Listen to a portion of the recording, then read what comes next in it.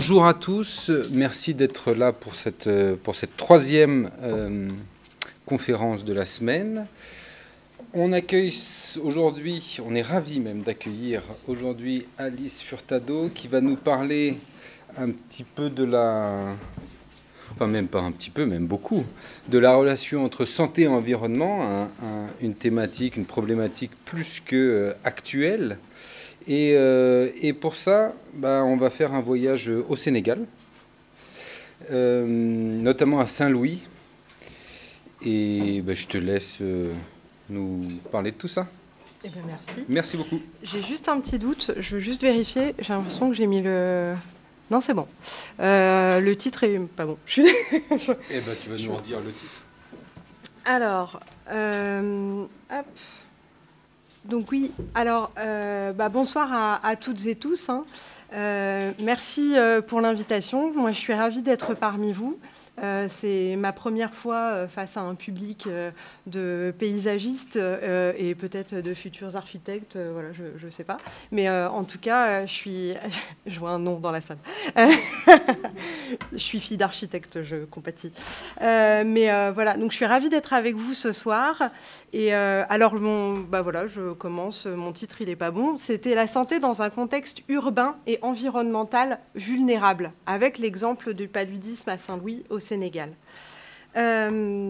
Donc, moi, je suis docteur en géographie de la santé et chercheur associé à l'UMR Ladis à l'Université Paris 8 de Saint-Denis. Je travaille depuis plusieurs années au Sénégal. J'ai encore effectué une courte mission en mars dernier, toujours en rapport avec des questions de santé. Et j'ai soutenu ma thèse de doctorat en décembre dernier, donc c'est tout frais. Et elle portait sur la surveillance épidémiologique du paludisme dans la ville de Saint-Louis, dont je vais longuement vous parler aujourd'hui, puisque en fait, la présentation que je vous fais aujourd'hui comporte évidemment une certaine partie de ma thèse. Alors, pour situer un peu les choses, la géographie a l'avantage d'être une discipline carrefour. On adore dire ça en géographie, on s'en vante un peu. Et concernant la branche de la géographie de la santé elle-même, elle interroge des disciplines telles que la santé publique, l'anthropologie, l'écologie, l'épidémiologie, l'urbanisme ou encore l'économie et même d'autres encore. Elle s'intéresse notamment aux modes de transmission et de développement des maladies dans un espace donné, sujet plutôt d'actualité ces dernières années, mais également concernant l'accès aux soins. Elle permet d'établir des diagnostics sanitaires. Et à ce sujet, Emmanuel Vigneron, un géographe de la santé, disait « Au-delà du constat des déséquilibres territoriaux, la géographie de la santé contribue à la planification sanitaire régionale. Où faut-il localiser tel ou tel élément de l'offre pour apporter une réponse efficace aux besoins ?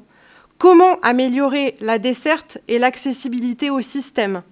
Comment éviter des gaspillages ici quand ailleurs ou même à côté, des dépenses seraient utiles ? Enfin, où conduire telle action de prévention ? Je trouve que c'est une phrase qui résume assez bien la discipline. Alors, l'analyse géographique, elle se retrouve également dans le jeu d'échelle qui découle de tous ces questionnements, évidemment. Pour exemple, des directives sont construites par un gouvernement pour mobiliser les acteurs de soins dans des structures sanitaires, associations et institutions locales en charge de questions de santé.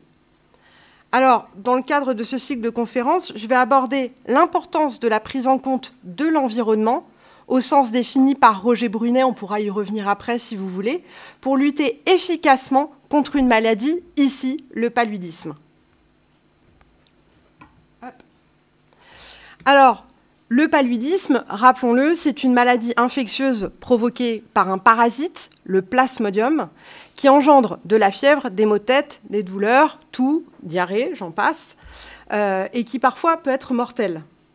Selon l'OMS, en 2020, environ la moitié de la population mondiale est encore exposée au risque de contracter le paludisme. La plupart de ces cas de paludisme et des décès dus à cette maladie surviennent en Afrique subsaharienne. Alors, ce constat de l'Organisation mondiale de la santé pose les bases de l'intérêt porté à cette pathologie de nos jours par les États et institutions internationales associées. Pourtant, depuis les années 50, cette pathologie est l'objet de programmes mondiaux visant à la faire disparaître. C'est une maladie transmise par un vecteur, le moustique du genre Anophèle, qui cherche 3 éléments fondamentaux à son développement, de l'eau, de la chaleur et des êtres humains. Alors, l'anophèle sert d'hôte aux parasites responsables de l'affection, le plasmodium dont je viens de vous parler.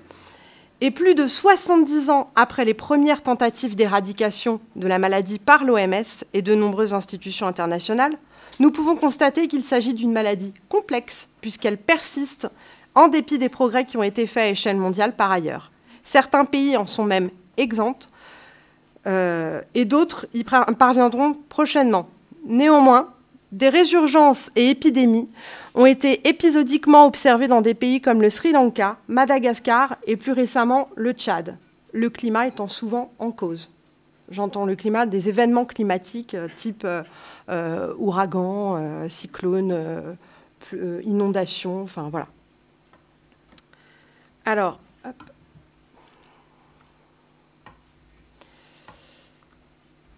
Alors pourquoi le Sénégal ? Le Sénégal, où la maladie est endémique, c'est-à-dire présente toute l'année sur le territoire, dispose d'un programme national de lutte contre le paludisme depuis 30 ans et qui est le résultat de directives internationales.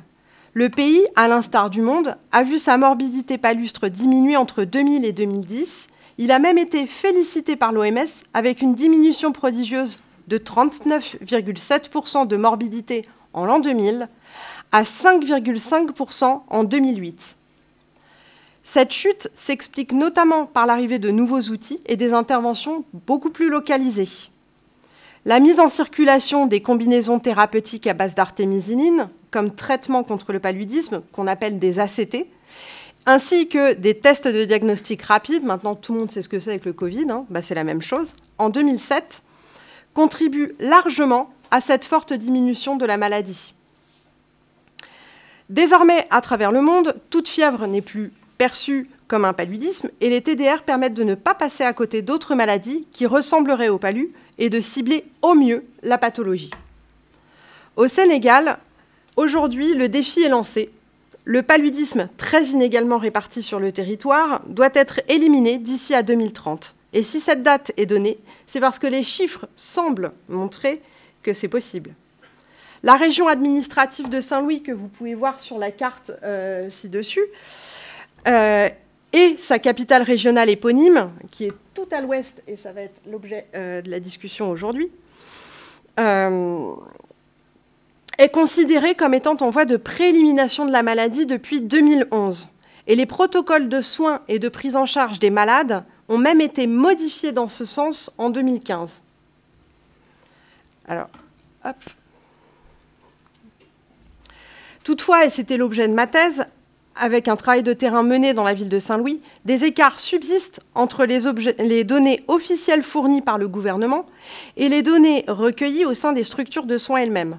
Comme vous pouvez le voir sur le tableau, en comparant les données d'une seule structure et les données de tout un district médical, il y a un écart prodigieux. C'est-à-dire que le canevas issu du district sanitaire de Saint-Louis, dont je parle juste ici, est censé rassembler les données de toutes les structures médicales du district de Saint-Louis. En fait, le district de Saint-Louis, c'est grosso modo la ville.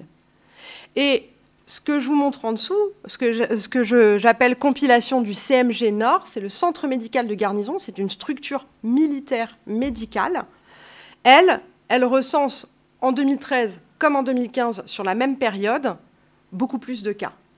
Alors, parenthèse, en 2013, officiellement, la structure médicale militaire, elle n'était pas forcément intégrée aux statistiques. Mais en 2015, elle est censée l'être. Donc, il y a un problème. Et les résultats de la thèse ont mis en cause d'abord un parcours de soins imposé aux habitants et pas toujours suivi par la population. avec des recours à la médecine traditionnelle ou de l'automédication. Enfin, je veux dire, quand on est malade, on ne va pas tous chez le médecin directement, on va à la pharmacie, on prend une tisane, je sais pas, on va à la montagne, on fait un truc, enfin si on a de l'argent, voilà, on fait plein de choses, mais on ne va pas forcément chez le médecin. Là, c'est pareil, mais ça pose déjà un problème d'enregistrement des données. Ensuite, les difficultés matérielles, techniques et humaines des soignants au moment de la prise en charge empêchent parfois le bon enregistrement des cas. Et enfin, troisième chose, c'est le temps de la compilation des données. On fournit des données, et au moment de la compilation, sans explication, pas de complot, rien à imaginer derrière, il y a des données qui disparaissent. Alors, ces éléments constituent 3 failles importantes dans ce qu'on appelle la chaîne de surveillance du paludisme, qui sont observables à échelle locale, c'est-à-dire au sein de la ville et des structures de soins. Et cette disparition de cas dans le processus d'enregistrement des données engendre une sous-estimation de la morbidité palustre. Donc, dans le contexte urbain saint-louisien, et avec les effets déjà observables dans la ville du changement climatique, la préélimination annoncée, elle apparaît un peu précipitée. D'autres éléments doivent être intégrés à la surveillance épidémiologique, l'environnement et, de fait, les pratiques habitantes et le climat. Alors, c'est déjà envisagé par des institutions puisque les faciès épidémiologiques du paludisme ont été intégrés aux documents nationaux de lutte contre la maladie dès la fin des années 90. D'après Pierre Carneval et Vincent Robert, dans leur ouvrage dédié aux anophèles, les anophèles, donc les moustiques vecteurs du paludisme, livre publié en 2009, ces faciès correspondent à des ensembles de lieux au sein desquels le paludisme présentent les mêmes caractéristiques de diffusion et de transmission.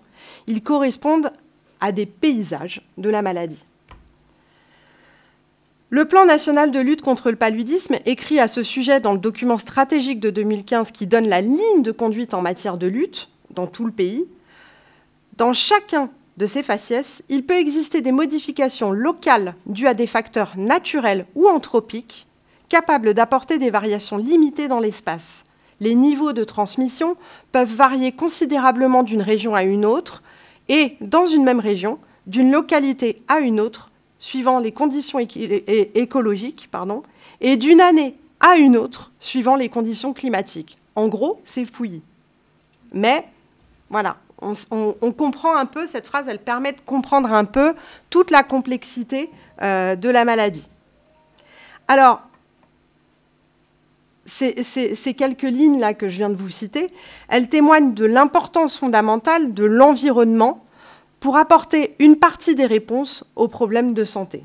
Je dis bien une partie. La ville de Saint-Louis, elle est située en zone sahélienne et elle comporte 2 saisons. Une saison sèche, d'octobre-novembre à juin, et une saison des pluies de juillet à fin septembre-octobre. Je vous parle de la ville de Saint-Louis. Vous allez au sud du Sénégal, la saison des pluies, elle est beaucoup plus étendue. Plus on se rapproche de l'équateur, plus la saison des pluies, elle est importante. Comme vous pouvez le voir sur l'image satellite, donc c'est une reconstitution de plusieurs images satellites faites par un de mes collègues que vous devez connaître, Thomas Maillard. C'est lui qui a fait ce montage.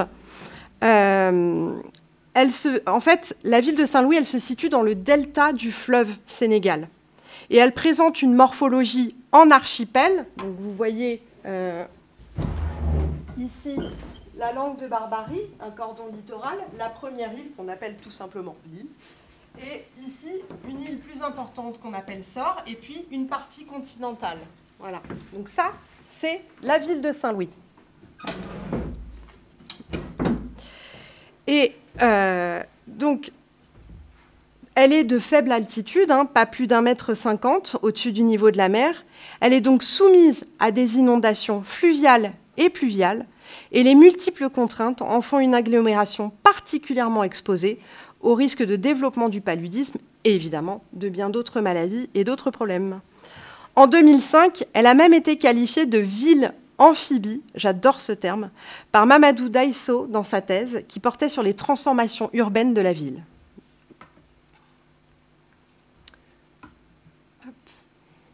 Alors, les vulnérabilités environnementales, elles sont palpables depuis le XVIIe siècle.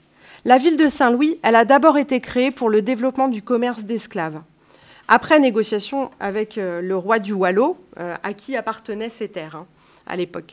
Donc, cette localisation, elle est stratégique dans l'embouchure du fleuve Sénégal, mais elle ne permet pas de résoudre l'accès à la ville par la mer parce que les fonds sont hauts. Donc, les bateaux ne peuvent pas circuler correctement. Et ce, d'autant plus avec la présence d'un atterrissement dans le lit mineur du fleuve au niveau de l'embouchure. Alors, un atterrissement, c'est un bourrelet de sable qui est créé au niveau de l'embouchure et qui forme à la surface de l'eau une barre d'eau assez difficile à passer.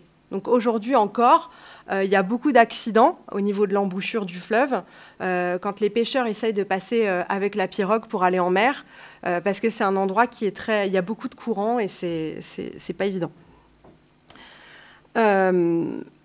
Donc l'embouchure, elle est toujours présente aujourd'hui, malgré les fluctuations naturelles et non naturelles de la position de l'embouchure. Oui, l'embouchure, elle n'a pas toujours été au même endroit. Comme on parle d'un cordon littoral, c'est du sable, ça fluctue. Alors, bien qu'approximatives, les premières représentations cartographiques du delta témoignent du morcellement du site et des zones marécageuses inondées à la saison des pluies. Si personne ne peut atteindre Saint-Louis sans difficulté, non, c'est pas ça du tout, c'est si personne ne peut atteindre Saint-Louis aisément, il est également compliqué de s'y déplacer et d'en sortir. Au XVIIIe siècle, le nord de l'île est remblayé en deux temps. Ce sont d'abord les autochtones qui y sont envoyés avec la promesse d'un titre de propriété si leur terrain est remblayé et bâti. Et finalement, l'armée est installée, mais la partie nord-ouest de l'île, alors vous voyez que la carte, alors on ne voit pas, mais la carte de 1870, elle montre une zone au nord, ça fait un bec comme une tête de canard, une zone d'eau qu'on ne voit plus sur la carte de 1910. C'est toute cette zone-là qui a été remblayée. Aujourd'hui encore, donc c'est la zone du camp militaire. Ce camp militaire, il est très régulièrement... Donc aujourd'hui, c'est l'armée sénégalaise, hein, c'est plus l'armée française, évidemment, qui est installée. Mais... ouais, faut le préciser. Mais ce camp militaire, il est encore très régulièrement inondé. Et les bâtiments sont très abîmés, justement, parce qu'en plus, il s'agit d'eau salée. Alors, donc, l'armée est installée, mais la partie nord-ouest de l'île reste considérée comme malsaine et insalubre par les autorités à l'époque. Alors, rapidement, il apparaît nécessaire de construire un hôpital, justement, pour prendre en charge toutes ces personnes atteintes de pathologies tropicales, en fait. Et l'hôpital, il est implanté au centre de l'île. Mais la localisation de celui-ci, les matériaux importés de France, tout comme les normes architecturales, en font un site particulièrement propice, lui aussi, au développement de pathologies, puisque non adaptées, comme c'est le cas, par exemple, pour le choix des fenêtres. Les fenêtres, à l'époque, elles étaient toutes petites en France, sauf que là, il y avait besoin de faire circuler l'air. On est dans un pays chaud, on a besoin que l'air circule. Donc les fenêtres, elles ne convenaient pas. Le type de matériaux utilisés, les briques, ça n'allait pas. Ça exposait à la chaleur, etc., etc. Donc il y avait plein de choses qui n'allaient pas dans la construction de ces bâtiments, mais parce que la France tenait absolument à venir avec ses matériaux, ses normes et son savoir. Alors, les hygiénistes insistent pour que des mesures soient prises et il faudra par exemple attendre le début du XIXe siècle pour que les berges soient aménagées, ce qui est déjà plutôt intéressant puisque ça limite le risque de crues saisonnières. Et c'est seulement à partir du XXe siècle que des épidémies de fièvre jaune ou de paludisme vont diminuer au Sénégal grâce notamment au progrès de la médecine mais aussi à l'aménagement. Alors, en remontant la chronologie de la construction de Saint-Louis, les difficultés d'adaptation, mais surtout d'extension de la ville liées aux fortes contraintes naturelles, apparaissent nombreuses. Crues fluviales, submersions marines, qui nécessitent de multiples remblayages des zones inondables et marécageuses, et des déplacements de population sont même réalisés. Alors, les déplacements de population, ils sont réalisés dès le XVIIIe siècle, mais c'est encore le cas aujourd'hui. Sur la langue de Barbarie, qui est située tout à l'ouest de la ville, aujourd'hui, en ce moment même, encore, on déplace des populations parce que maintenant, on a affaire à une submersion marine très importante, je vais y revenir après, qui est devenue le premier risque pour la ville de Saint-Louis.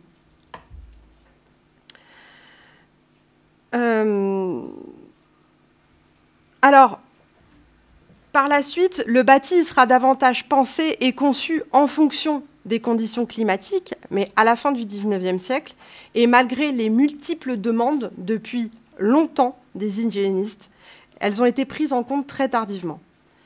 Les politiques colonialistes ont à l'époque eu quand même un rôle dans l'amélioration de la santé, mais elles avaient tout d'abord pour objectif de servir les intérêts français, bien entendu. Séparation des quartiers à vocation économique, séparation des quartiers d'habitation des colons, de ceux des natifs. Il y avait par ailleurs aussi un manque d'intérêt pour les problèmes de salubrité des natifs sénégalais. C'est-à-dire qu'on leur demandait de remblayer, on leur demandait de construire des maisons, mais on ne fournissait aucune aide matérielle et financière, et si ce n'était pas fait, le titre de propriété, retiré. Alors, dans son article sur l'urbanisation d'Abidjan, autre ville, autre pays, mais qui n'est pas sans rappeler le cas de Saint-Louis, Marc Le Pape décrit en 1985 la nécessité de s'étendre et les fortes contraintes environnementales et une volonté de conserver une distance avec les indigènes à l'époque de la colonisation française. Les décrets et lois issus de directives hygiénistes portant sur la gestion des déchets, les opérations de remblaiement, la localisation des indigènes, autant que celle des tirailleurs dans la ville, laissent entrevoir la méfiance des Européens. Cette dernière est même influencée par les besoins économiques des Européens, bien entendu. Alors, à l'image de la définition et en la reprenant d'Albert Memmi à propos de ce qu'il va nommer l'hétérophobie coloniale, un terme un peu lissé, Marc Le Pape montre que la construction d'Abidjan s'est faite selon deux critères, environnemental et bien évidemment colonial. Alors, Saint-Louis, moins vaste qu'Abidjan, présente cependant des similitudes géographiques avec la capitale économique ivoirienne, une lagune, des remblais, un archipel. Et ces deux exemples témoignent de l'évolution de Saint-Louis entre directives coloniales et contraintes naturelles multiples. Alors, dans ce contexte, la ville a réussi à se développer, alors que les vulnérabilités évoquées depuis 3 siècles persistent encore de nos jours et continuent de constituer une trame servante au développement spatial de la ville, soumise à des aléas climatiques multiples, j'y reviendrai, et ce, malgré de nombreux aménagements ruraux, urbains et hydrauliques sur l'ensemble du bassin versant du fleuve Sénégal. Hop.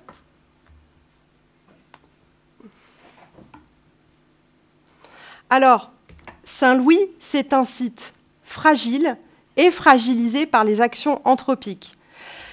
La carte que je vous montre ici, elle résume, en fait, elle synthétise les risques hydrologiques avec, vous voyez les petits points rouges, le front d'érosion dont je vous parlais, l'érosion côtière et les problèmes de submersion marine qui sont encore en vigueur aujourd'hui.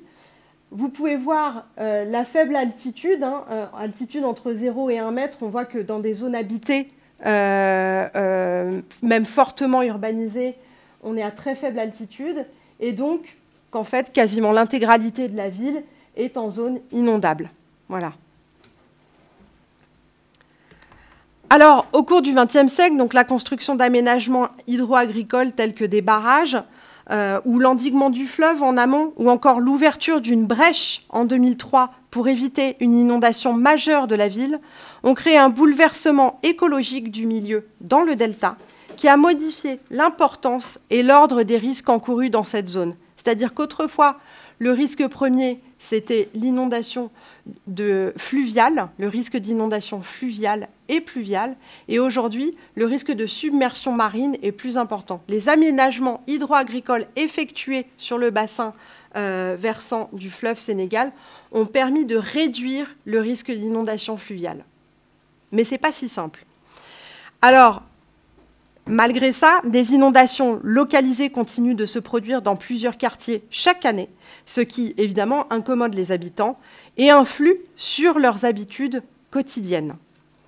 Alors, quelques exemples signalent encore la persistance de vulnérabilités liées à la présence de l'eau, qu'elle soit fluviale, pluviale ou océanique.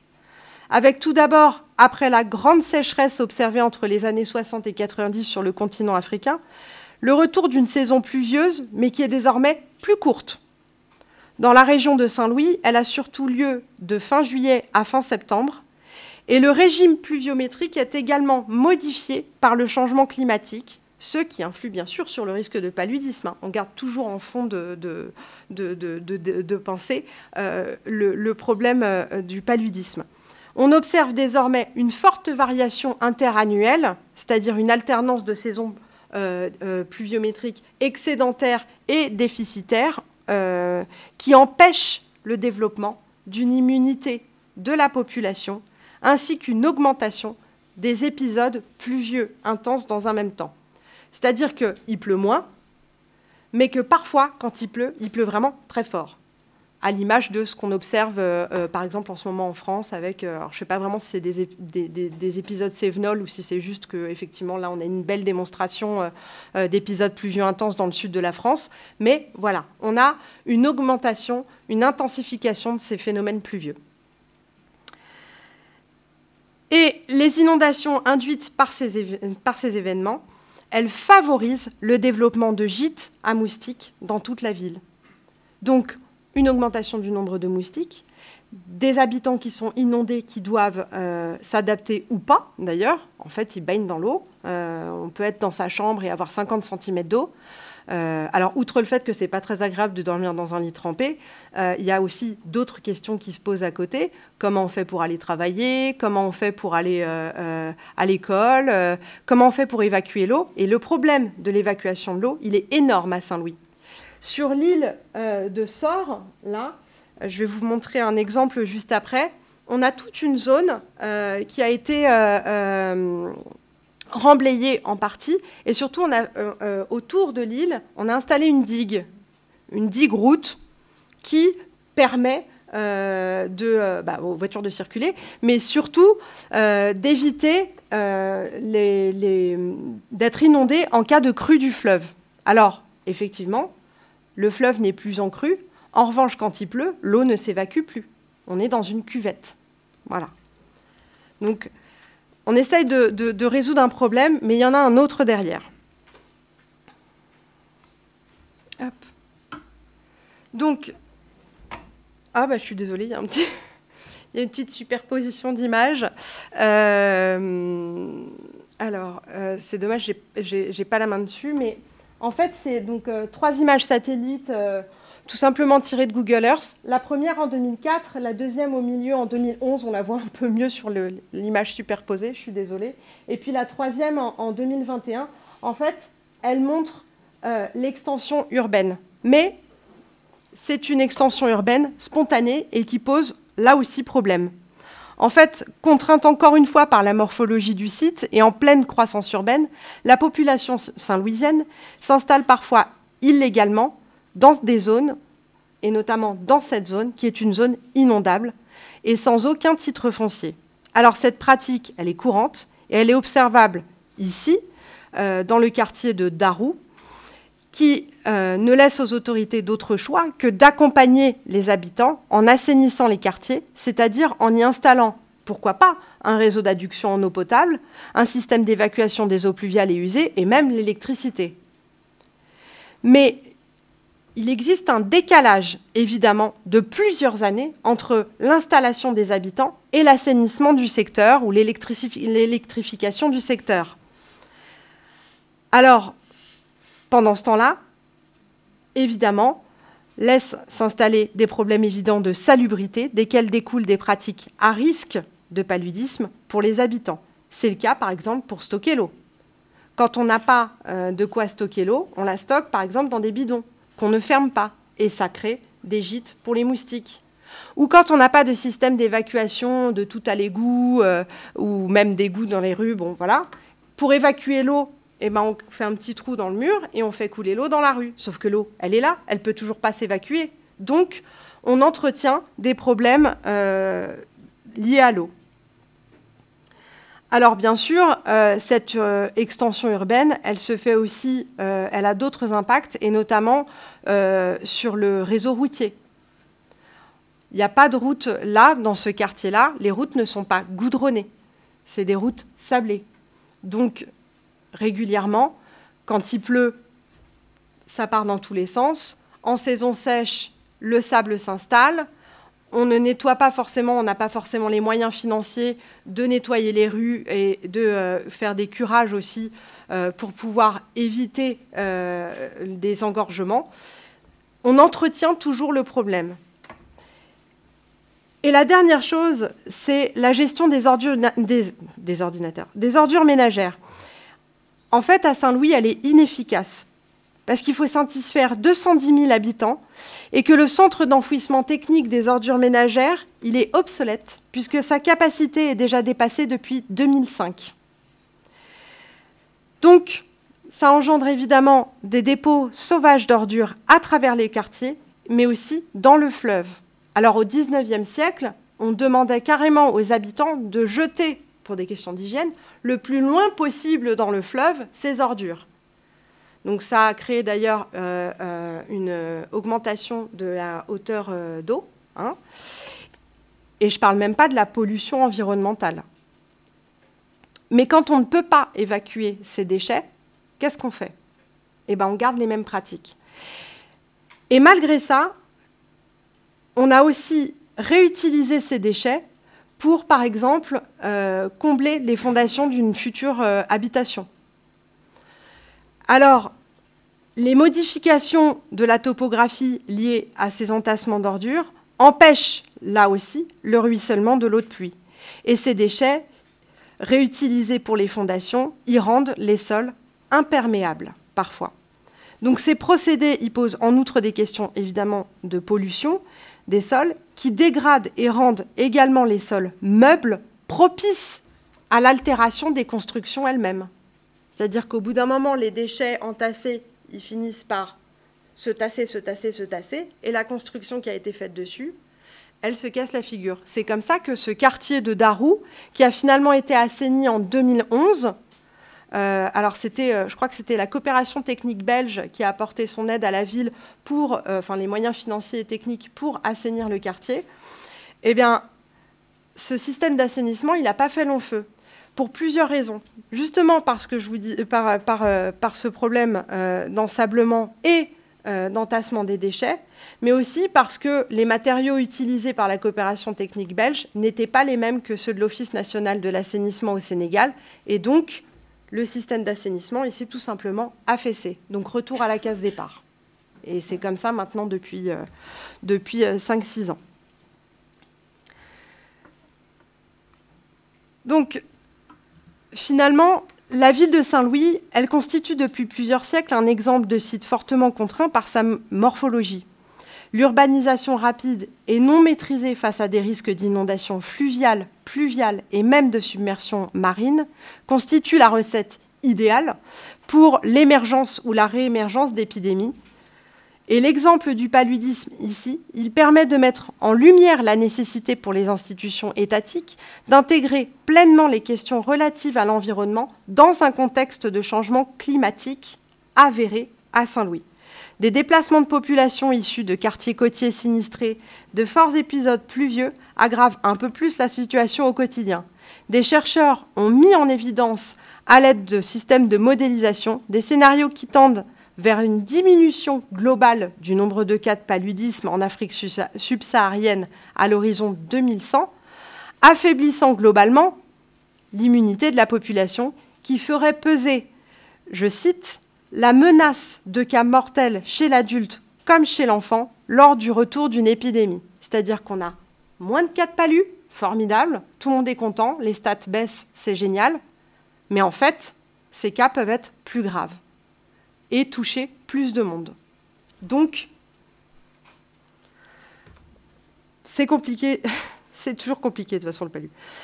L'absence de gestion par les autorités dans le domaine et le manque de prise en considération des spécificités locales de la maladie adaptées aux problématiques ici urbaines dans des contextes de vulnérabilité environnementale, ici, laisse craindre un manque de fiabilité de la chaîne de surveillance de cette maladie grandissant dans les années à venir.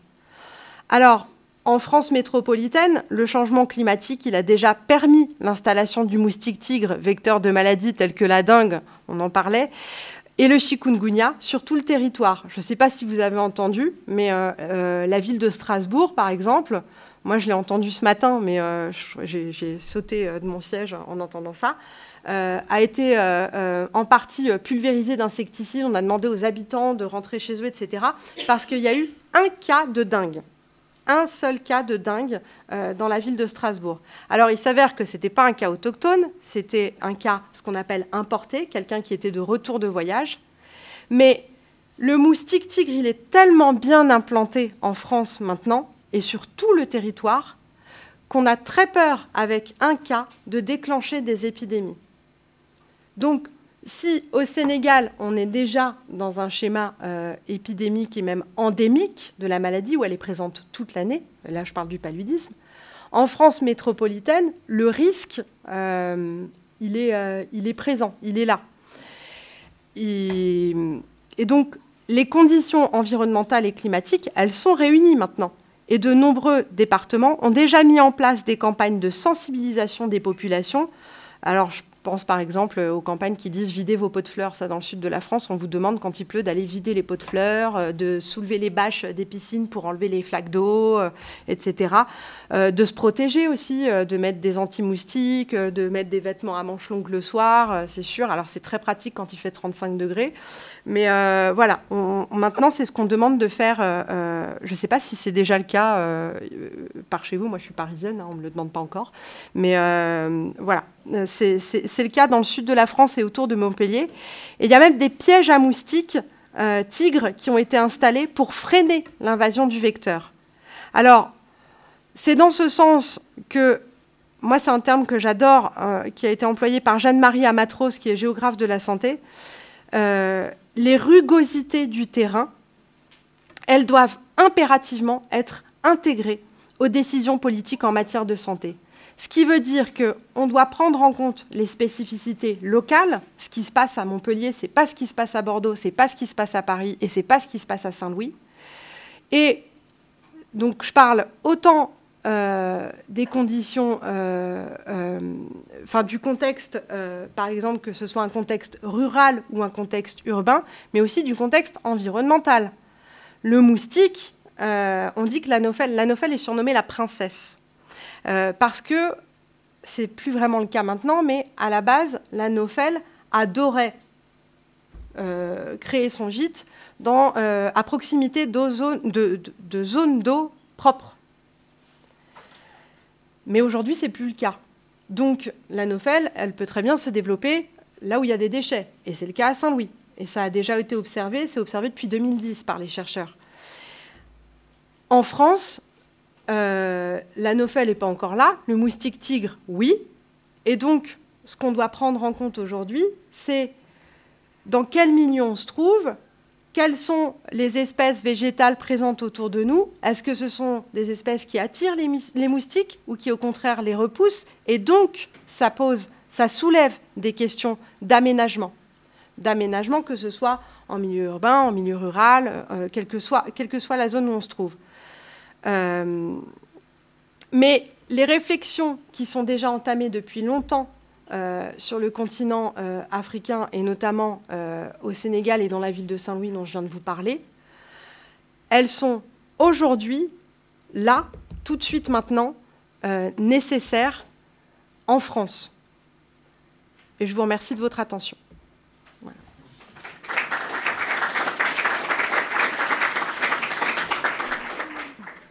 Merci beaucoup, Alice. Je prends le micro. Hello, oui, bonjour. Je ne sais pas pourquoi je dis bonjour. Est-ce qu'il y a des questions pour Alice, des remarques, des questions? S'il vous plaît. J'adore les questions. Elle adore les questions. Moi, je voulais demander pourquoi Saint-Louis en particulier, au Sénégal? Alors, Pourquoi la ville de Saint-Louis? Alors, l'intérêt de la ville de Saint-Louis, c'est justement parce que j'aurais adoré vous raconter toute ma thèse, mais c'est pas possible et je suis pas sûre que ça vous intéresse complètement. Moi, ça me passionne, mais bon, voilà, je comprends que ça n'intéresse pas tout le monde. Mais l'intérêt de la ville de Saint-Louis, c'est déjà... Alors, je vais juste vous remontrer cette photo. Cette photo-là, enfin cette reconstitution. Déjà, pour moi, en tant que géographe, c'est ça. C'est qu'on est face à une ville qui est complètement éclatée.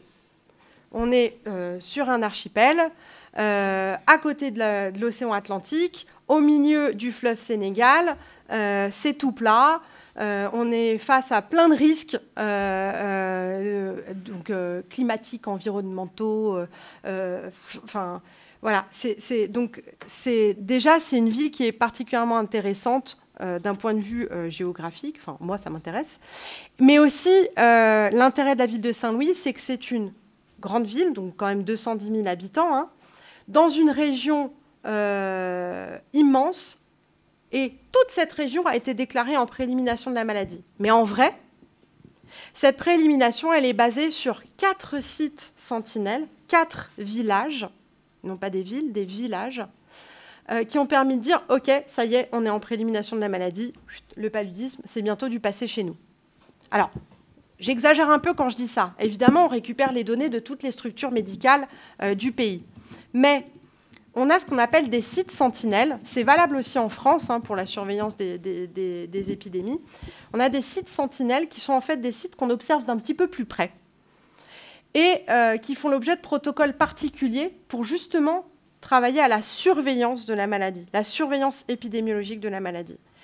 Et sur les 4 sites, à chaque fois qu'il y a un cas de paludisme, alors c'est un protocole qui est extrêmement coûteux, c'est pour ça qu'on ne le fait pas partout. Sur un site, par exemple, quand on a un cas de paludisme, on va tester toute la famille, mais aussi toutes les concessions qui se trouvent autour de la maison où se trouve le cas de paludisme. On va traiter tout le monde. Ensuite, on va attendre un petit peu. On va voir s'il y a un autre cas, etc., etc. Donc ça, c'est un protocole qui est extrêmement coûteux. Et puis, on ne peut pas traiter tout le temps tout le monde comme ça. Ce n'est pas possible. On a déjà des problèmes de résistance au traitement contre le paludisme. Donc, c'est pas un protocole qui est viable. Mais dans le nord du Sénégal, enfin, ces sites sentinelles, ils existent à travers tout le pays. Il y en a 24 en tout au Sénégal, hein, répartis sur tout le territoire.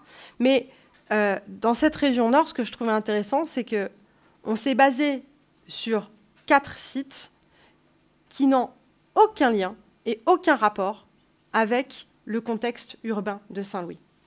En fait, c'est un peu ce qu'on peut appeler une enclave socio-sanitaire, la ville de Saint-Louis. On est face à des densités très fortes par rapport à tout le reste de la région. Une concentration, c'est 1/3 de la population de la région qui est concentrée dans la ville, etc., etc. On est à l'embouchure du fleuve. Enfin, tout diffère par rapport au reste de la région. Et pourtant, c'est toute la région qui a été mise en situation de préélimination. Donc voilà un peu l'intérêt porté à cette ville. D'autres remarques, questions?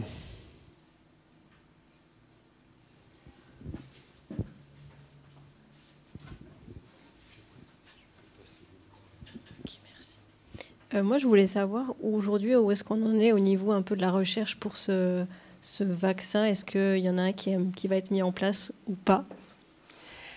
Ouais. Alors, ce vaccin, ça fait des années hein, que les chercheurs travaillent dessus. Donc, moi, je suis géographe, hein, donc je connais pas, je travaille pas du tout sur le vaccin, parce que souvent les gens me disent « Ah, mais t'es médecin ». Non, non, pas du tout. Je suis géographe. Mais j'ai quand même lu là-dessus, parce qu'évidemment, ça m'intéresse. Ce vaccin, ces vaccins, parce qu'il y en a plusieurs, en fait, ça fait plus... En fait, le paludisme, c'est un énorme business. Mais vraiment... à travers le monde, c'est beaucoup, beaucoup d'argent. Et donc, ce vaccin, en fait, dont on parle, effectivement, depuis quelques mois, il a été... c'est dommage, je j'aurais pu vous montrer une carte. En fait, il a été testé dans 4 pays du continent africain. Et puis, on s'est rendu compte que, effectivement, c'était plutôt pas mal. Mais en fait, ce vaccin, il est efficace dans 60% des cas. C'est-à-dire que 60% des personnes qui ont été vaccinées ne vont pas développer de paludisme. Les autres, oui, malgré tout. Donc, on n'est pas encore sur un score super. Et il pose aussi d'autres problèmes, c'est qu'il nécessite un traitement médicamenteux à côté. Donc, là aussi, ça pose des questions vis-à-vis de ce traitement utilisé, employé, et de la viabilité de ce système sur les années à venir. Mais il était à l'essai dans 4 pays, il a plutôt bien fonctionné. Je me souviens que c'est juste après avoir déposé ma thèse, parce que tout le monde m'a appelé pour me dire « T'as vu, il y a un vaccin qui est sorti, c'est trop bien !» Donc du coup, j'étais là « Eh mince, ça y est, ma thèse est obsolète. » Mais non, c'est bon. Et du coup, ce vaccin, en fait, je crois que c'est en octobre ou novembre, du coup, que l'OMS en a parlé en disant « Ça y est, on a fini nos essais, il est intéressant. » On va commencer maintenant à rentrer sérieusement dans le vif du sujet et à le tester plus largement pour une commercialisation future. Donc, il n'y a pas encore les résultats, je crois, mais voilà. Juste avant que tu poses ta question, je me permets, parce que c'est dans la continuité. Il y a, ok, ce vaccin, moi, j'étais pas au courant du vaccin. Mais il y a les populations locales, elles avaient des méthodes, non, pour essayer de se prémunir, des méthodes traditionnelles ou naturelles, je sais pas. Des méthodes, tu as dit, pardon, avant ? Des méthodes traditionnelles pour se protéger de cette... Oui, alors effectivement, il y a plusieurs méthodes employées. Donc, il faut savoir que la médecine traditionnelle, elle est très présente au Sénégal. Elle est très présente, mais alors de manière complètement officieuse. C'est-à-dire que tout le monde y a recours, mais personne ne le dit franchement. Et le gouvernement, pour l'instant, n'intègre pas du tout les praticiens traditionnels dans le système de santé. Alors, moi, je le regrette, mais j'expliquerai après pourquoi. Mais effectivement, les habitants ont beaucoup recours à des pratiques traditionnelles, notamment en utilisant, par exemple, des plantes pour repousser le moustique. Donc, je sais que le Nîmes, on en trouve même dans les magasins bio en France, sous forme d'huile. Le Nîmes est une plante qui est brûlée pour repousser les moustiques. On fait aussi bouillir les plantes et on les boit. Apparemment, ça repousse le moustique. Alors, je dis apparemment parce que moi, personnellement, j'ai pas la preuve scientifique. J'ai pas été faire derrière des tests de diagnostic aux habitants pour voir si ça marchait ou pas. Mais au cours des enquêtes que j'ai réalisées sur le terrain, je me suis rendu compte que le fait de brûler des plantes, diffuser de l'encens, boire des décoctions, et puis aussi, après, on entre dans une médecine traditionnelle encore différente, mais le recours à des décoctions... je perds mes mots.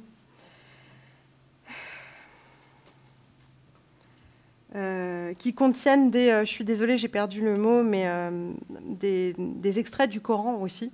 Enfin, c'est des recours qui sont très, très importants au Sénégal. Et c'est aussi ça dont je vous parlais quand je vous disais il y a plein de cas qu'on ne peut pas enregistrer, des cas de paludisme, parce qu'il y a des gens qui vont se soigner autrement, avec des médecines parallèles, mais qui ne sont pas reconnues par le système de santé. Donc, je pense au Nîmes, au Tifa, mais qui est une plante qui devient invasive au Sénégal. Et pas que. Et puis l'eucalyptus aussi pendant un temps. Mais aujourd'hui, on commence à se dire que l'eucalyptus, finalement, ça ne marche pas tellement. Donc je ne sais pas si ça répond à ta question. Il y avait une question par là. Oui, moi, c'est... en fait, je vais parler un petit peu du cas de la Nouvelle-Calédonie, parce que je viens de là-bas. Et en fait, il y a des maladies un petit peu similaires comme la dengue, le Zika, le chikungunya.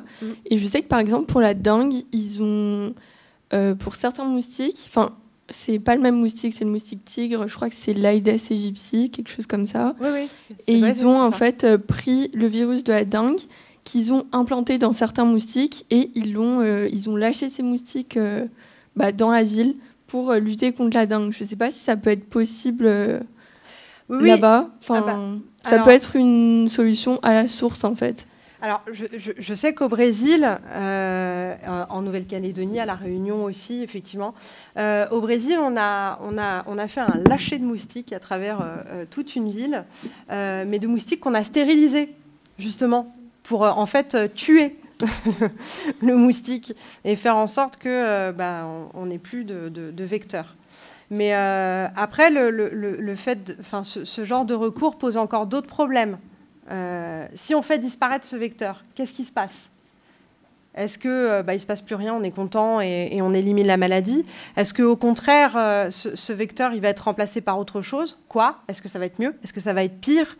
Enfin, voilà. Donc ça soulève beaucoup de questions, là encore. Et là, on sort de mon domaine aussi, mais moi aussi, du coup, c'est des choses que j'ai lues parce que, pareil, ça m'interpelle et ça m'intéresse beaucoup. Mais effectivement, Nouvelle-Calédonie, Réunion, Guyane, on fait beaucoup de tests avec le moustique.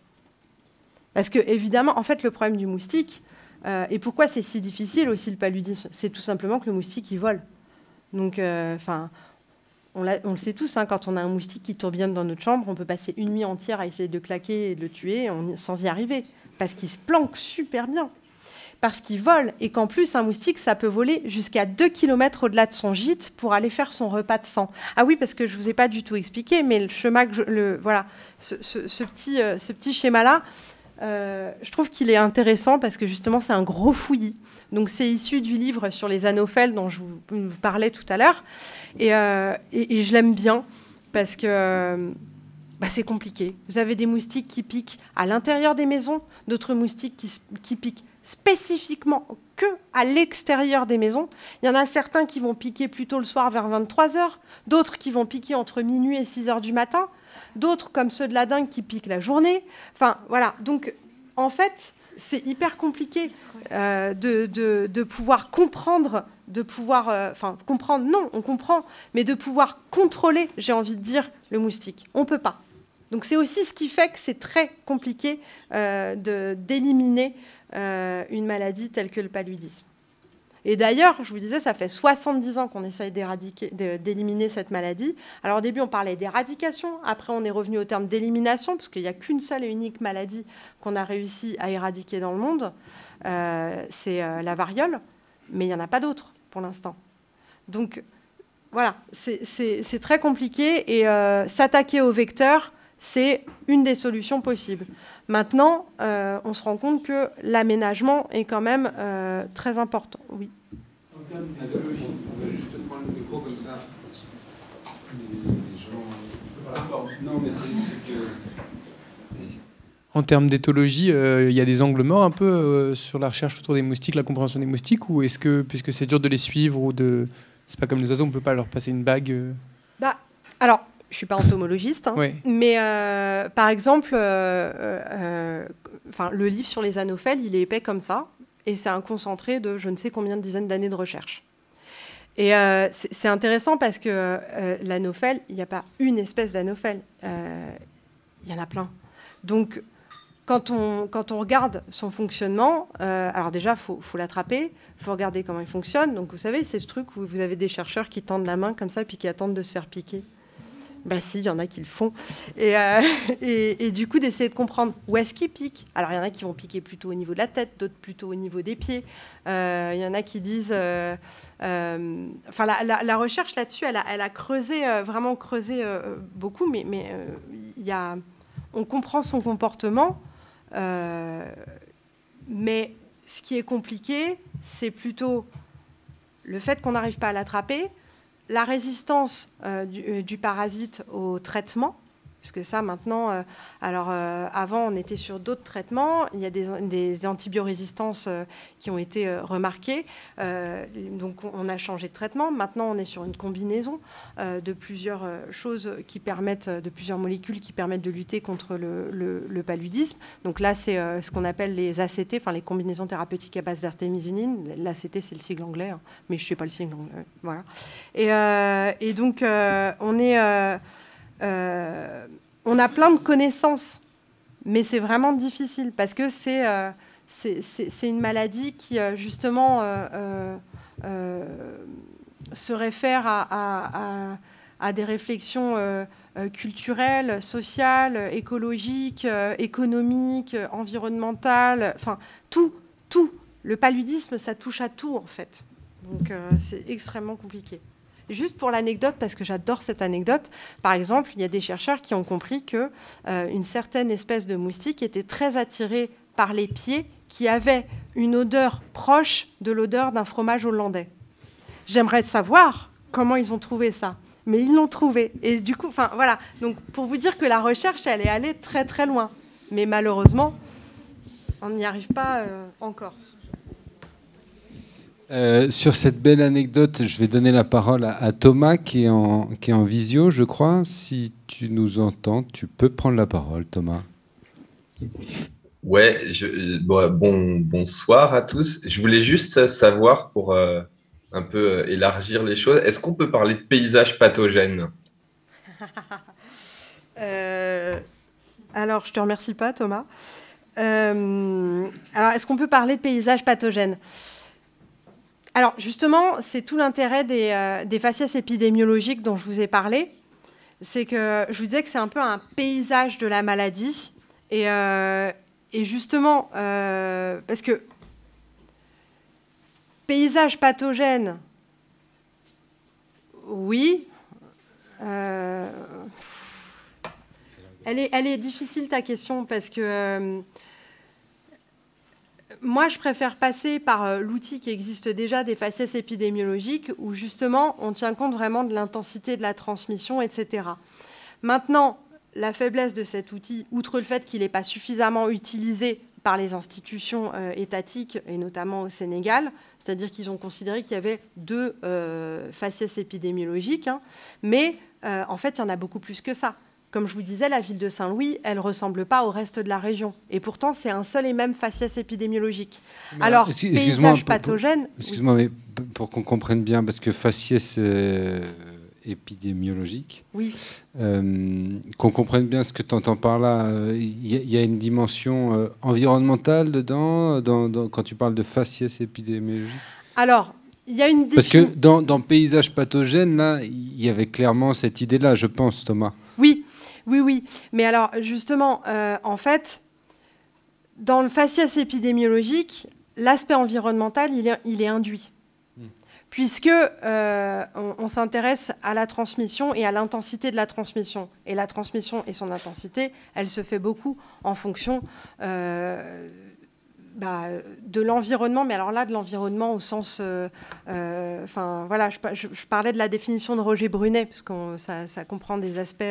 on parle d'environnement matériel, d'environnement culturel, d'environnement naturel, d'environnement, etc., etc. Donc c'est dans ce sens-là que moi, j'entends le terme d'environnement. Mais je suppose que, en tant que paysagiste, vous avez encore une définition autre et différente. Et si ça se trouve, depuis tout à l'heure, vous avez envie de me jeter des petits cailloux parce que ça vous correspond pas. Mais je l'entends tout à fait, ce serait très riche d'en discuter. Mais dans le paysage pathogène dont parle Thomas, la construction d'un paysage pathogène, pour moi, elle doit comprendre encore... c'est un terme qui doit comporter plusieurs éléments, à savoir... on doit aborder l'écologie du milieu, on doit aborder le contexte géographique où on se trouve, à savoir est-ce qu'on est dans une ville, est-ce qu'on est en zone périurbaine, est-ce qu'on est en milieu rural, etc. Ça doit comporter des enjeux Enfin, voilà, je pense par exemple à la maîtrise de l'aménagement urbain. Ça, par exemple, ça doit être intégré. Et, parce que oui, ça peut... Ouais, je sais pas, c'est hyper... je sais pas, c'est l'objet d'une thèse, je crois encore. Ah, c'est compliqué. Je suis désolée, je sèche un peu là pour le... Mais t'as le droit, t'as le droit. Ouais. Y a une forme d'honnêteté. Ah bah oui, non, mais je vais pas m'inventer. Et les paysagistes, ils pourraient pas en dire quelque chose de ça? Il est salaud. Hein. Excusez-moi. Vous l'avez en cours? Non? Il l'imagine. Non, mais c'est vrai que un peu dans la continuité quand même de la question, enfin de ce que je crois comprendre de la question de Thomas, mais c'est aussi de se dire, bon, bah, quand même, tu nous as fait aussi quand même un petit panorama. Alors, j'imagine que tu aurais pu aller beaucoup plus loin, mais de l'histoire ville-environnement, de la situation de la ville, comment elle s'est implantée sur le long terme. Et on comprend bien que c'est une implantation coloniale. Et ma question, rapidement, on pourra développer après, mais ma question, c'est de savoir s'il y avait une ville avant, le comptoir, disons, et si, entre guillemets, pour le dire rapidement, les Sénégalais se seraient implantés là. Non. Voilà. Ouais. Alors, oui, il y avait, évidemment, avant l'arrivée des colons, il y avait déjà du monde. Et eux, ils étaient plutôt sur la langue de Barbarie. Parce qu'en fait, ils sont face à la mer. Et du coup, les alizés, effectivement, emportent les moustiques. Parce que bon, les moustiques, ils vont pas passer leur journée à lutter contre le vent. Donc, plutôt en arrière. Et donc, c'est vrai que plus on s'éloigne de la mer, plus les moustiques, finalement, sont présents. Donc, effectivement, avant l'arrivée des colons, ils étaient sur la langue de Barbarie. Et donc, même pendant cette période d'invasion coloniale, notamment sur l'île, à un moment, on a fini par se dire, en fait, la langue de Barbarie, c'est pas mal. Et donc, les gens partaient en vacances. Donc, c'est de l'autre côté du fleuve. Faut dire que la traversée du fleuve, c'est 5 minutes, grosso modo, quand on prend son temps.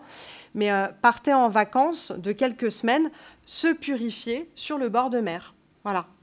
Donc, et laissaient, en fait, toute la partie historique...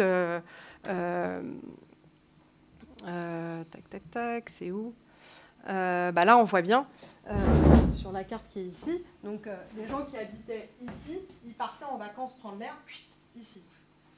Bon, sauf que par moment, il y avait aussi des problèmes de submersion marine. Donc là, c'est encore un autre sujet. Mais pour justement, pour lutter contre ces maladies qu'on disait malsaines, etc., eh bien, on allait plutôt vers le bord de mer. Et donc, on a suivi les natifs sénégalais, ou les autochtones, ou les indigènes. Ça dépend des endroits. On n'emploie pas les mêmes termes selon les pays, les régions. Voilà. Oui, parce que en fait, ce qu'il y avait derrière ma question, c'était un peu de se dire que c'est vrai que l'implantation coloniale, et ça recoupe ce que tu disais tout à l'heure, et semble, mais c'est à toi de répondre, fondamentalement inadaptée aux conditions du milieu, quoi, en fait, et notamment aux conditions sanitaires de ce milieu qui, c'est un peu une ville plaquée à un endroit, et puis pour des raisons économiques, mais sûrement pas très adaptée à la fois au climat et aux conditions de vie qu'avaient les habitants avant la colonisation, quoi. Y a un livre justement qui a été publié sur le sujet, sur justement ces comptoirs coloniaux, et donc qui parle beaucoup de Saint-Louis. J'ai plus le nom du livre en tête, peut-être que Thomas s'en souvient parce que je crois qu'il le connaît aussi. Mais c'est drôle justement parce que c'est décrit, on voit toute l'arrivée en fait des colons au Sénégal, et justement le fait qu'au début ils partent je dis n'importe quoi, mais ils partent à 6 000 et puis 2 mois après ils sont plus de 2 000 parce qu'en fait effectivement c'était un peu en dépit du bon sens. On s'est installé là parce qu'on se disait que c'était stratégique, parce que du coup on ne pouvait pas se faire attaquer par la mer, par les ennemis, et donc du coup nous, en revanche, les colons, à l'époque, avions la possibilité d'envoyer des esclaves ailleurs. Donc c'était formidable. Mais en fait, pas du tout. Ça fonctionnait pas du tout. Et donc les premières années ont été terribles. Et même la progression le long du fleuve à l'intérieur du Sénégal a été extrêmement lente. Ouais. Parce que justement, il y avait énormément de pertes humaines. Donc oui, ça a été fait un peu en dépit du bon sens et on n'a pas du tout tenu compte, mais bon, ça c'est l'histoire de la colonisation, de ce qui avait été fait avant et de pourquoi les gens se trouvaient là et pas ailleurs. Mais je veux dire, même en France maintenant, on le voit, hein, vous allez près de la Loire, vous regardez les constructions qui sont inondées en période de crue de la Loire. Alors ça paraît un peu lointain parce que la Loire, là en ce moment même, c'est... il n'y a plus rien. Mais quand la Loire se met en crue et qu'il y a des inondations et que ça passe par-dessus la digue, c'est assez intéressant de regarder que finalement, les constructions qui ne sont pas inondées, ce sont les constructions les plus anciennes parce qu'elles se sont faites un tout petit peu au-dessus des autres.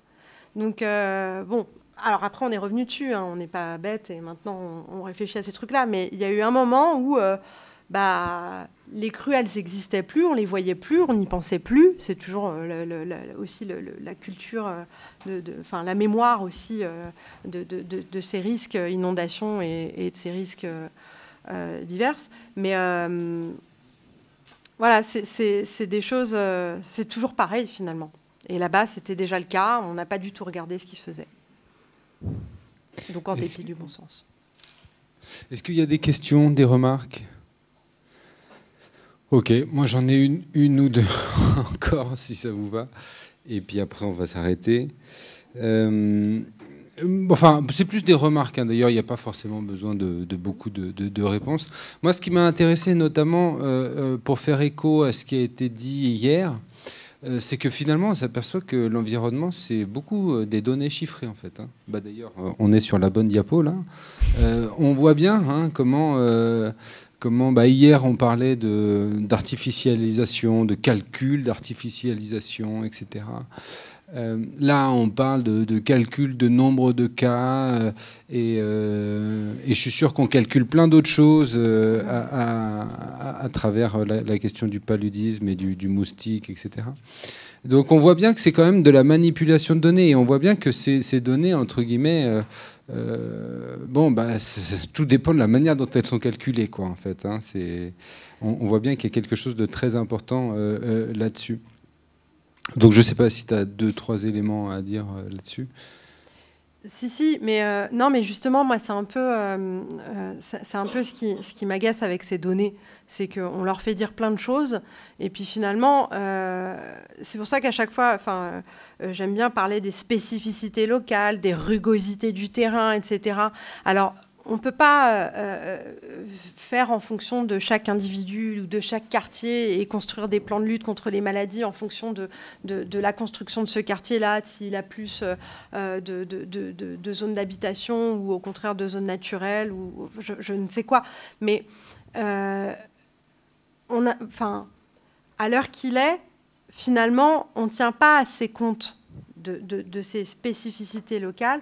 Et justement, on se réfère juste à des chiffres et on oublie que ces chiffres, ces données, elles sont récupérées dans une ville qui est confrontée à des risques d'inondation énormes, dans un quartier où il n'y a pas de réseau d'assainissement, etc. Et on est encore sur des croyances vis-à-vis du paludisme où le paludisme, c'est la maladie des pauvres. Pas du tout, c'est pas la maladie des pauvres. Le moustique qui vient vous piquer, il ne regarde pas votre porte-monnaie. Il vient vous piquer parce qu'il a envie de vous piquer, voilà, parce qu'il a envie de faire son repas de sang. Et donc, c'est des éléments... peut-être que les populations les plus pauvres sont plus touchées, effectivement, parce qu'elles n'ont pas forcément le moyen de dormir sous moustiquaire ou parce qu'elles ne peuvent pas, je ne sais pas moi, mettre de climatisation dans la chambre ou de ventilateur pour dormir ou autre, ou même simplement se mettre du spray pour éviter les moustiques. Mais c'est plus compliqué que ça. Et pour moi, c'est des éléments qui, justement, vont au-delà des statistiques et des chiffres qui ne sont pas intégrés et qui nécessiteraient justement d'être peut-être un peu plus observés, un peu plus travaillés, un peu plus réfléchis. Voilà. Et puis, dernière remarque qui me fait aussi penser un peu à ce qu'on a vu notamment hier, c'est que on a l'impression, mais peut-être tu pourras le nuancer, qu'il y a des solutions qui sont appliquées, mais qui engendrent de nouveaux mots, MAUX, et il y a cette espèce de cercle vicieux, mais qui se nourrit d'un certain côté, semble-t-il, hein, qui se nourrit, encore une fois, de solutions un peu plaquées sur des réalités qu'on n'est pas bien, en fait. C'est notamment ce que tu semblais dire sur le quartier informel dont tu as parlé, dont j'ai oublié le nom, de cette intervention, de cette coopération belge. Bon, on voit bien des solutions, entre guillemets, avec peut-être beaucoup de bienveillance, mais qui semblent inadaptées à un coin. Il y a une espèce de rouleau compresseur, mais technique et financier. Mais il aurait pu s'appliquer dans peut-être un autre quartier de Saint-Louis ou à Dakar ou je sais pas. Oui, non, mais tout à fait. Mais voilà, j'en reviens à mes spécificités locales. C'est vrai qu'on est en fait, tout ce qui est décidé à échelle nationale dans la lutte contre le paludisme vient en fait d'encore plus haut. C'est de la directive OMS, c'est des discussions entre les États à travers le monde, etc. Donc en fait, on descend. Petit à petit, on descend. Et puis hop, on arrive dans le quartier. On arrive là où on récupère la donnée, là où les gens sont soignés, traités, pas traités, ils décèdent pas. Bon, voilà. Mais donc, on part de tout en haut et on arrive en bas. Et toutes ces politiques, enfin, toutes ces décisions, toutes ces directives, qui sont construites et qui constituent des protocoles que doivent appliquer justement les acteurs de la santé, les acteurs du soin. Donc je ne parle pas forcément que des soignants, mais je parle aussi dans la ville, les associations, les services de la mairie, les gens qui, justement, de l'Office national de l'assainissement au Sénégal. Enfin voilà, tous ces gens qui, à échelle locale, doivent appliquer ces protocoles et qui, au final, te disent, alors, en fait, ce n'est pas du tout adapté à notre réalité. Là, par exemple, on nous demande... alors, un exemple, j'en ai plein, mais là, évidemment, je ne vais pas en retrouver, mais il y a un autre quartier qui est tout au sud, là, justement. Donc, Pikine, ici, donc, vous voyez, là, cette petite zone qui est là. En fait, c'est un bassin de déversement des eaux pluviales. Et en fait, c'est pas un bassin qui a été creusé, hein, c'est juste que les quartiers se sont construits autour et que cette zone-là, dès que revient la saison des pluies, elle est en eau. Et donc, quand on a construit le réseau d'assainissement de ce quartier, eh bien, tout convergeait vers ce bassin. Sauf que, là encore, on a demandé, je crois que là, je ne sais plus si c'était des Italiens ou des Marocains, pareil, la même chose, même problème, de construire ce réseau d'assainissement. Donc, pareil, hein, en toute bienveillance sûrement, comme tu disais, Rémi. Mais, là encore, les tuyaux qui ont été utilisés étaient quelques millimètres trop petits par rapport à ceux utilisés par l'Office national de l'assainissement au Sénégal, l'ONAS. Et donc, ça a posé des problèmes de raccordement. Et donc, le NAS, qui aujourd'hui doit entretenir ce réseau, ne peut pas l'entretenir, ne peut pas le raccorder au reste de la ville et surtout observe des affaissements et des engorgements parce que les matériaux utilisés ne sont pas en conformité avec ce qui se fait dans la ville. Donc, je ne sais pas si c'est la même chose, si on emploie si on utilise les mêmes matériaux exactement à Dakar ou même dans d'autres pays. Mais là, effectivement, on a un petit problème. Ça ne correspond pas. C'était des normes italiennes ou marocaines, je ne sais plus, face à des normes sénégalaises. Ça ne colle pas. Ou un truc tout terre à terre. Hein. On vous demande toutes les nuits de dormir sous moustiquaire. C'était le truc, ma petite photo de la fin, là, sur la droite. Ça a été une grande campagne de sensibilisation pendant plusieurs années au Sénégal. C'était la politique des 3T. Donc, c'est toute la famille, toute l'année, toutes les nuits, dormir sous moustiquaire. Alors ça, c'est le grand truc. Dormez sous moustiquaire. Mais je ne sais pas si certains d'entre vous le font, mais dormir sous moustiquaire quand il fait 35-40 degrés et qu'il fait humide, on a l'impression d'étouffer. Donc, ce que font les gens, c'est qu'ils montent sur les toits des maisons ou ils dorment dans les rues quand il fait vraiment trop chaud à l'intérieur des maisons parce que dormir sous moustiquaire, c'est pas possible. Alors, on nous demande de faire un truc. Oui, mais de manière concrète, c'est compliqué. Pareil, jetez vos ordures, fermez bien vos bidons. Bah oui, mais si on n'a rien pour jeter les ordures. Bah oui, mais si on n'a rien pour stocker l'eau. Mais si on n'a pas tout à l'égout, etc., etc. Donc, il y a des fois des directives qui sont en inadéquation avec les réalités du local. Et puis, des fois, c'est tout simplement hors sol. On est complètement hors sol. Des gens qui n'ont pas du tout conscience des réalités du terrain, des rugosités du terrain. Je leur ai placé 3 fois ce soir. Voilà. Et ben c'est sur cette rugosité qu'on va s'arrêter, à moins qu'il y ait des questions, des remarques, Merci beaucoup. Eh ben, merci à vous.